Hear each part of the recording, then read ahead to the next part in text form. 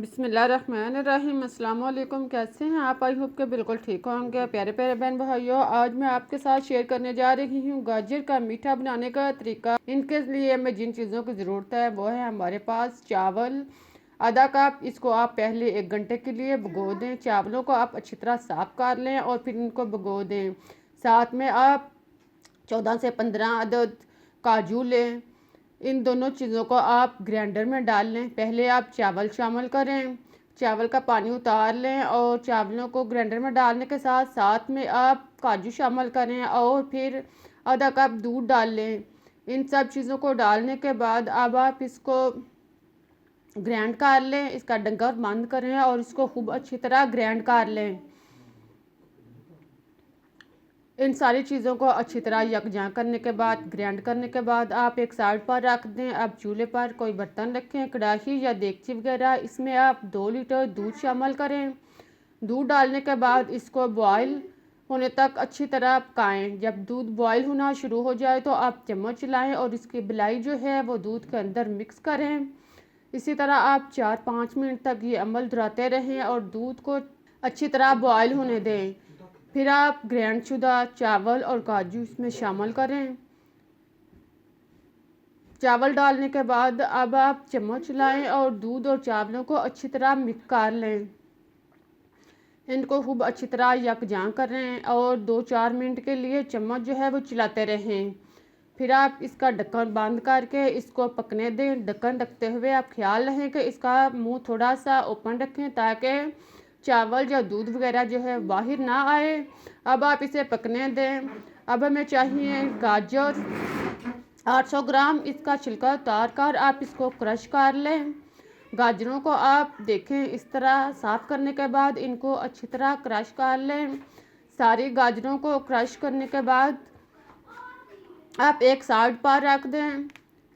अब हमारे पास हैं बादाम 14 से 15 अदद। बादाम को आप दरमियान से काट कर 2 हिस्सों में काट लें। आप इसको 2 से 4 हिस्सों में बादामों को काट लें।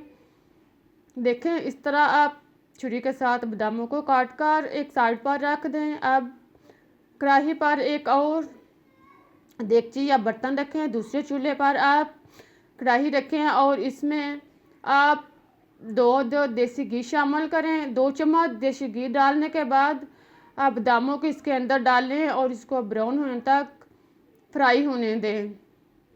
बादाम को आप खूब अच्छी तरह ब्राउन कर लें। जब बादाम का कलर चेंज हो जाए तो आप इनको निकाल लें। देखें बादाम को निकालने के बाद अब बाकी घी में आप गाजर जो हमने क्रश करके रखी हुई थी इसको शामिल करें। गाजर डालने के बाद आप इसको घी के अंदर मिक्स करें और इसे 2-4 मिनट के लिए पकने दें। देखें खूब अच्छी तरह चम्मच चलाएं और घी और गाजर को अच्छी तरह मिक्स कर लें।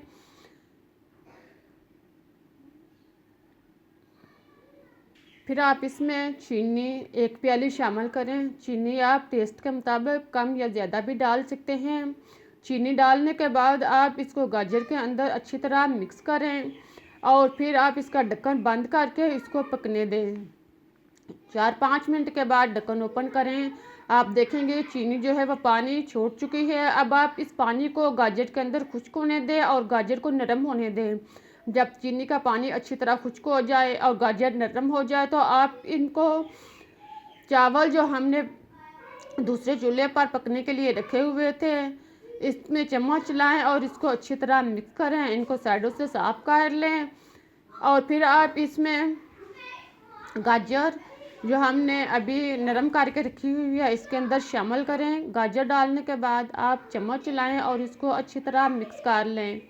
गाजर और चावलों को खूब अच्छी तरह यकजा करें और चम्मच चलाते रहें।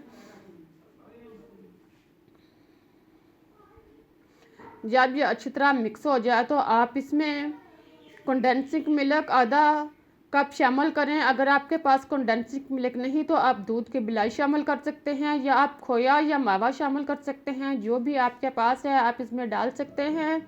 इसके बाद आप इलायची पाउडर 1 चम्मच शामिल करें।